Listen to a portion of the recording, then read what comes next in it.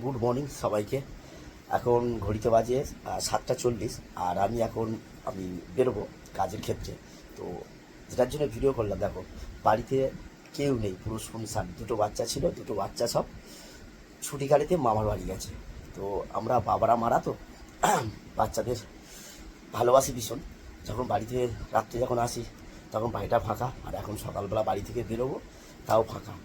তো মাঝে মাঝে ভাবি যে বাচ্চাদের প্রতি বাবাদের যে ভালোবাসা, সেই ভালোবাসাটা সত্যি একদম। আমাদের বাচ্চাবেলার কথা ভাবি মাঝে মাঝে, আমরা যখন এরকম থাকতাম না, বাবা মারা কত কষ্ট পেত।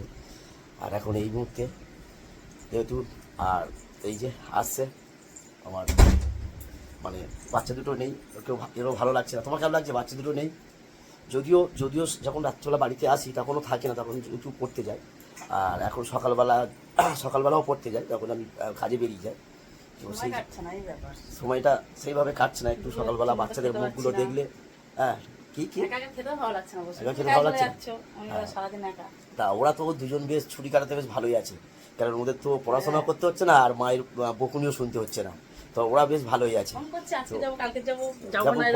যখন ফোন করছে বলছে আজকে যাবো কালকে যাবো, বেশ ভালোই আছে ওখানে মামার বাড়িতে, বেশ ভালো আছে।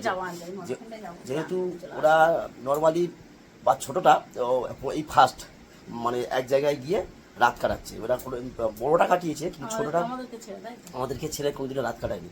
তো এইবারেই ফার্স্ট ওরা ছোটটা রাত কাটাচ্ছে। তো আজকে আনতে যাবে, দেখা যাক আজকে আবার কি বলে। আবার ঘুমোচ্ছে না, তাও থাকবে। হ্যাঁ, গরমে ঘুম হচ্ছে না, কিন্তু ওই যে পড়াশোনার ভয় আর মায়ের বকুনির ভয়। হ্যাঁ, প্রচণ্ড গরম, তাও আসছে না। তো চলো, আমার টাইম হয়ে গেছে ট্রেনের। চলো টাটা, ভালো থাকো, সুস্থ থাকো, চলো টাটা।